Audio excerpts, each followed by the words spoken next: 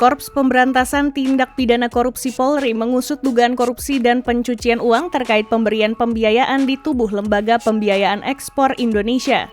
Pembiayaan itu diberikan kepada PT Duta Sarana Teknologi dan PT Maxima Inti Finance periode 2012 hingga 2016.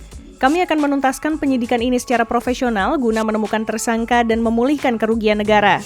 Kepala Korps Pemberantasan Tindak Pidana Korupsi Polri Irjen Pol Cahyono Wibowo, Senin 3 Februari 2025.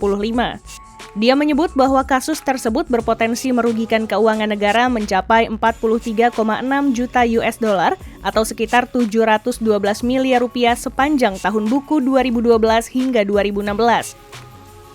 Penyelidikan ini berawal dari temuan penyimpangan dalam proses pemberian pembiayaan yang tidak sesuai dengan prosedur yang berlaku di LPEI. Akibatnya, dana yang disalurkan digunakan untuk kepentingan yang tidak sesuai dengan tujuan awal.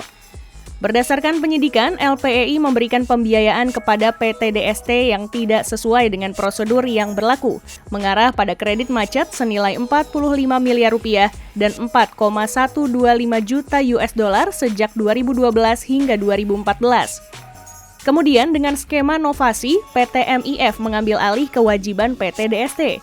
Namun pembiayaan yang diberikan kepada PT MIF juga digunakan tidak sesuai dengan ketentuan. Dana tersebut sebagian besar digunakan untuk membayar utang PT DST dan kepentingan lain yang tidak terkait dengan tujuan pemberian kredit.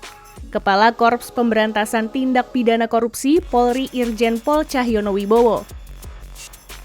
LPEI lalu memberikan pembiayaan kepada PT MIF sebesar 47,5 juta US dollar dalam periode 2014 hingga 2016.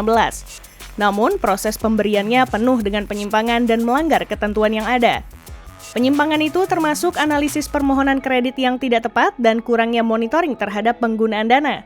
Pada akhirnya, PT MIF mengalami kebangkrutan dan gagal membayar utang pada LPEI sebesar 43,6 juta US dollar pada 2022.